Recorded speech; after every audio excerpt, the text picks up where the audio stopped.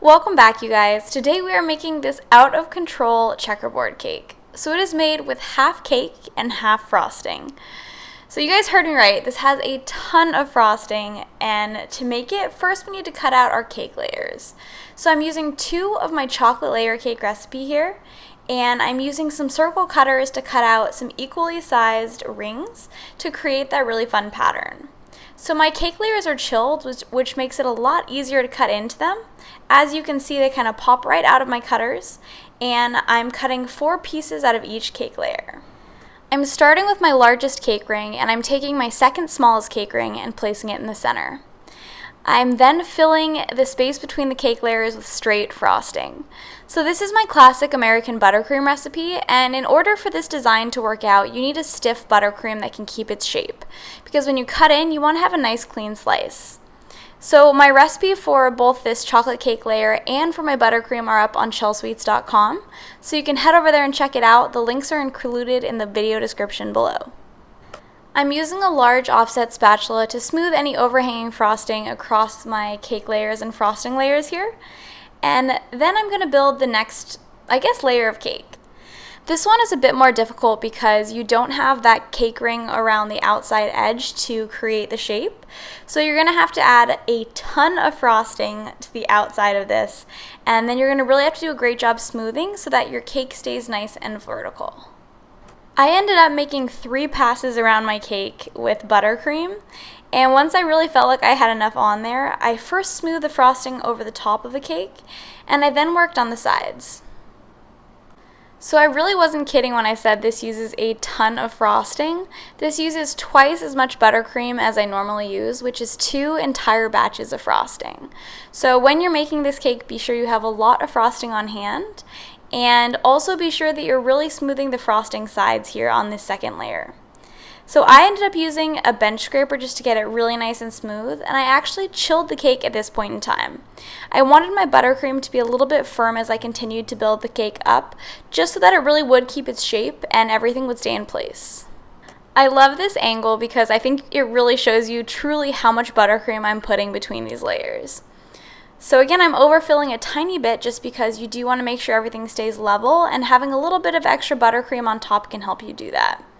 Here I have a little bit too much, so I'm just working it to the outsides of my cake layer, and then I'm going to scrape off the excess. So some of my extra buttercream kind of overhung that cake layer, and I decided it was a good point in time to start working on my crumb coat.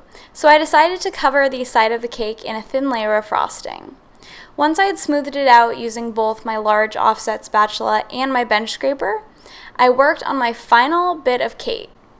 So I decided to use an American buttercream for this, but I do think that if you wanted to use an Italian meringue or a Swiss meringue buttercream, if that's what you're used to working with and that's what you love to eat, then I think it would work for this as well, as long as you're chilling the cake as you make it like I did here. It's important that you do use a type of frosting that you really love, because that is such a big part of this cake.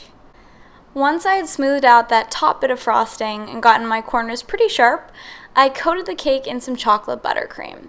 So since the inside of this cake uses chocolate cake layers, I wanted to add some chocolate buttercream as well, and I thought it would provide a really great contrast against those dark cake layers and the white buttercream that the cake is filled with.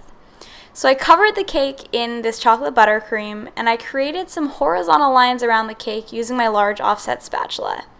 And I was pretty sure that this was the design I wanted to go with, but as soon as I finished doing this pattern around the sides and I did a little swirl on the top, I just wasn't really in love with it. I don't know what it was, but I just wanted it to look differently. So being indecisive, I recovered the cake with a bit more white buttercream, and I then made a smaller swirling pattern up the side of the cake, using a similar motion, but having it be a continuous motion throughout the entire process. I think people always think that when I make a cake, it turns out exactly how I wanted it to, and the answer is that a lot of times it doesn't. Just like in this case, sometimes I'll change my mind partway through or just want to go in a different direction. So I wasn't also planning on doing this on the top, but I decided to add a bunch of different little dollops of buttercream. So I swirled together some of the vanilla buttercream and the chocolate buttercream, and I made kind of a ring of all these different bits of buttercream. I added in some ganache drops, as well as some mini white chocolate chips, some regular chocolate chips, and a little bit of white buttercream. So once I was finally satisfied with the way the cake looked, it has a pretty rustic look, but I thought it was fun enough. It was time to cut it into the cake. So I was really nervous about this. I didn't know if it was going to work, but I was super excited, and I think that's probably why I rushed through the decoration so much. But I was so pleased when I pulled out that cake slice and saw the frosting and cake squares. So literally you can see half frosting, half cake, but the frosting and the cake layers held up really well to give such a beautiful checkerboard pattern. So if you guys enjoyed this video, be sure to click the like button. If you don't already, also click the subscribe button. And let me know what cakes you'd like to see me make next.